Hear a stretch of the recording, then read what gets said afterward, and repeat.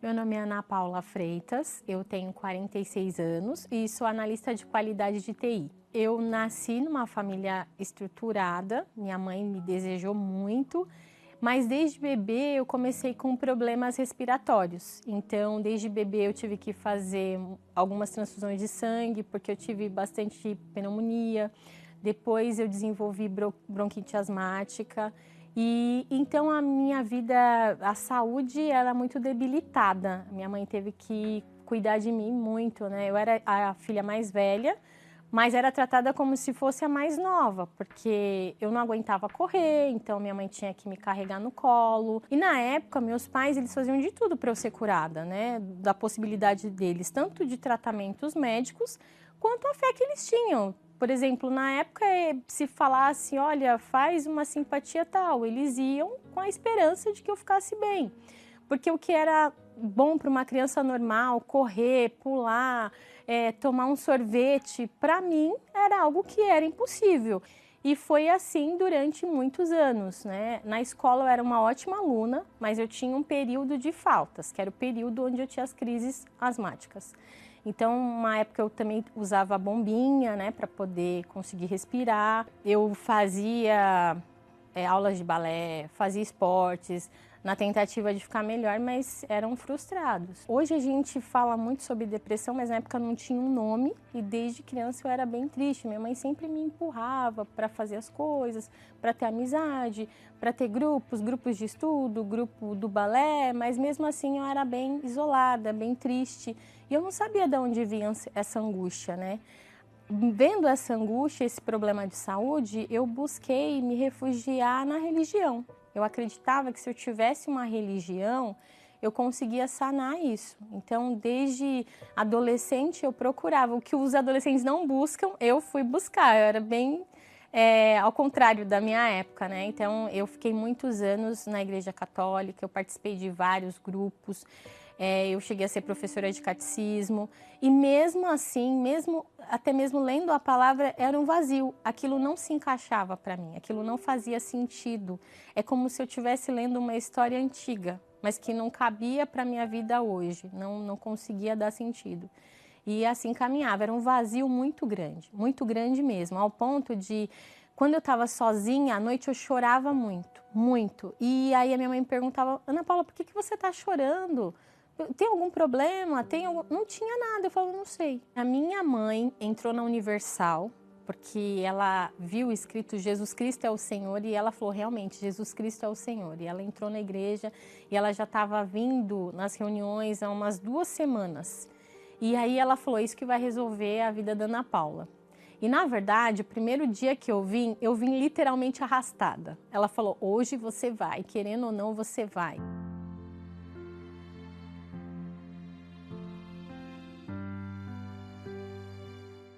E o primeiro dia que eu entrei na igreja, eu já senti diferença. Aquela tristeza, aquela angústia, aquele choro, aquela vontade de não viver. Eu não tinha coragem de tirar minha vida, mas não tinha mais vontade de viver. Fazia as coisas porque eu tinha que fazer. E aquele dia foi muito diferente. Na primeira oração que eu recebi, eu já saí diferente. Eu costumo dizer que a minha mãe me deu a luz 2 vezes. Quando eu nasci e quando ela me levou forçado para a igreja. Foi um parto, porque eu tive uma diferença muito grande. E aí eu comecei a caminhar com as minhas próprias pernas. Eu comecei a frequentar as reuniões, eu participei das correntes. Uma reunião específica, não era até a reunião de cura, mas o pastor pregou assim, olha, Jesus levou sobre si todas as suas enfermidades. Eu falei, se isso é verdade e eu estou vivendo a palavra hoje, não é mais uma história como antigamente, eu estou vivendo a palavra hoje, então isso tem que acontecer na minha vida. Eu não aceito nunca mais ter uma crise de bronquite. E realmente isso aconteceu. Nunca mais eu tive crise, nunca mais eu tive que usar bombinha. Hoje para mim é normal correr, enfim. E aí eu fui curada, fui liberta da depressão, que hoje tem nome, né? A depressão, não tinha mais a angústia. Mas aí eu ouvi falar do Espírito Santo, porque até então, quando eu tinha uma outra religião, para mim o Espírito Santo era uma história, não era algo real, né? E quando eu descobri que eu poderia ter o Espírito Santo, eu falei, é isso que eu preciso, é isso que eu quero. E todo dia eu estava sendo acompanhada também por uma obreira, né? Então ela tirava as minhas dúvidas, ela me ajudava na ansiedade, porque às vezes a gente fica muito ansiosa e acha que às vezes Deus não quer a gente, né? Acha que Deus, será que Ele vai me aceitar? Eu tão imperfeita. E aí eu tive um acompanhamento e essa fé de que eu ia receber o Espírito Santo. Quando eu fui ver, eu fui num domingo de manhã e eu sentei lá na frente, no primeiro banco. Eu falei, hoje eu só saio daqui com o Espírito Santo. E quando eu tive o encontro com Deus, quando eu recebi o Espírito Santo, foi uma alegria tão grande, uma vontade de viver, uma vontade de falar para as pessoas que Jesus é real, que Ele existe, que Ele é vivo, que Ele é verdadeiro, que a gente pode passar lutas, mas a gente nunca está sozinho e a gente vence todas elas. De lá para cá, eu entrei para fazer a obra de Deus. São 28 anos na obra de Deus. Conheci meu esposo, me casei na igreja, tive minhas 2 filhas, me formei, trabalho numa boa instituição hoje.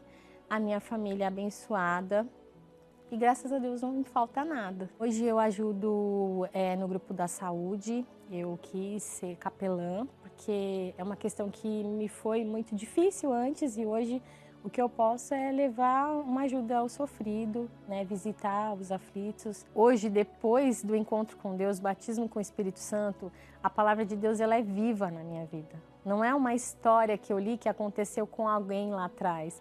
É uma história que me traz hoje o que eu posso fazer na minha vida hoje, como eu posso aplicar na minha vida hoje. É muito claro isso com a presença de Deus e com o Espírito Santo. Ele é a força que me rege, Ele não me deixa nunca sozinha, Ele é tudo para mim. Sem o Espírito Santo não resta nada. O Espírito Santo tem que ser prioridade na minha vida, é o meu melhor amigo.